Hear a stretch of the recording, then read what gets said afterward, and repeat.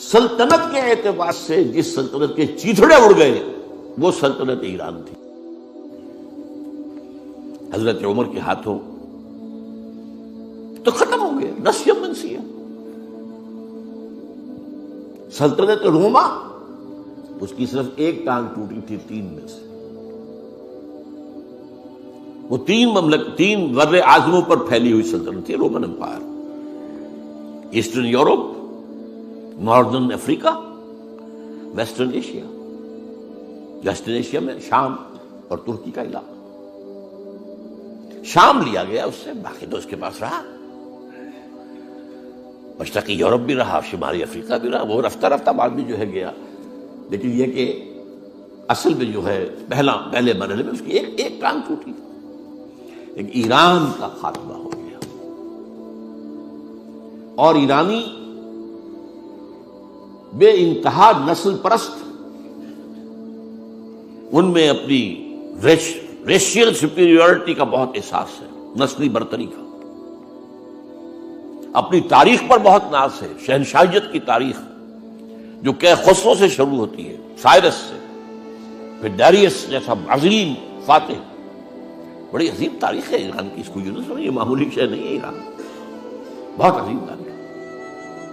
اور کئی 100 برس تک تو سارا معاملہ جو ہے، جسے آپ وہ سی100 کہتے ہیں، تو یہ 2 سپر پاورز نہیں ہیں، ایران اور روم. ایران اور روم، ایران اور روم. کبھی ایران غالب آ گیا، روم بیٹھ گیا. کبھی روم غالب آ گیا، ایران بیٹھ گیا. قرآن مجید میں ایک پوری سورت جو ہے سورہ روم کے نام سے ہے کہ نہیں؟ الف لام میم غلبت الروم فی ادنی الارض وهم من بعد غلبهم سیغلبون فی بضع سنین.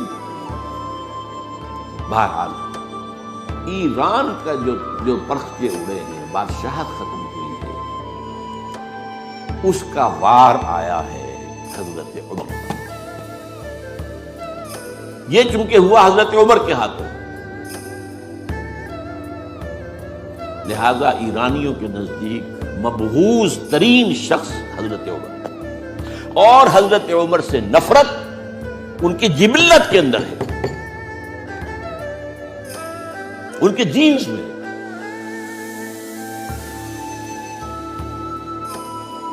چنانچہ کس نے شہید کیا حضرت عمر کو؟ ابو لولو فیروز، ایک ایرانی غلام تھا حضرت مغیرہ کا رضی اللہ تعالی. اس نے آ کر حضرت عمر سے ایک شکایت کی کہ حضرت مغیرہ جو ہے ان سے مکاتبت میں کر رہا ہوں، وہ مجھ سے بہت زیادہ پیسے مانگ رہے ہیں. مکاتبت یہ تھی کہ غلام طے کر لیتا تھا کہ میں کمائی کر کے تمہیں اتنے پیسے دے دوں گا تو مجھے تم آزاد کر دینا. مکاتبت کہلاتا تھا. وہ اتنے پیسے مانگتے ہیں، بہت زیادہ زیادتی کر رہے ہیں. حضرت عمر نے پوچھا کہ تم کیا کیا کام جانتے ہو؟ اس نے گنوایا، میں یہ بھی جانتا ہوں، یہ بھی جانتا ہوں، یہ بھی جانتا ہوں.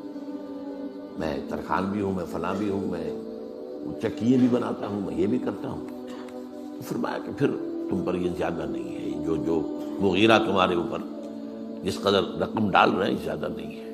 اور دیکھنا مجھے ایک چکی بنانی جانتے ہو تو ایک چکی مجھے بھی بنا کے دینا. کہا آپ کو تو میں وہ چکی بنا کے دوں گا جو ساری دنیا یاد کرے گی. دھمکی دے گیا. اور حضرت عمر نے پہچان لیا تھا کہ دھمکی نہیں اس نے. دوسری طرف اس کی پشت پر کون تھا؟ ہرمزان، یہ ایک بڑا جرنیل تھا ایرانی. شکست ہوئی، گرفتار ہو کر آیا کیونکہ بہت بڑا وار کرمنل تھا. اس کو فیصلہ کیا گیا اس کی گردن اڑا دی جائے. اب اس کی چال دیکھیے، ایرانی ذہن کہ مجھے ذرا پانی پینے کے لیے دے دیں اس سے پہلے کہ میری گردن اڑائی جائے. حضرت عمر نے فرمایا ہاں پانی دے دو. اب پانی کا کٹورا ہاتھ میں لے کہتا ہے دیکھیے مجھے ضمانت دیجیے جب تک میں یہ پانی نہ پی لوں مجھے قتل نہیں کریں گے. کہ ہاں ٹھیک ہے، جب تک تم یہ پانی نہیں پی لو گے تو میں قتل نہیں کیا. وہ کٹورا پھینک دیا پانی کا. کرو کا قتل مجھے کیسے کرتے ہو؟ تو یہ پانی تو میں نے نہیں پیا. چھوڑنا پڑ گیا اس کو، زبان کی بات تھی. وہ تھا اس کی پشت پر ابو لولو فیروز. اور ابو لولو فیروز کے اب بھی اس کے جیسے ائمہ اہل بیت کے اہل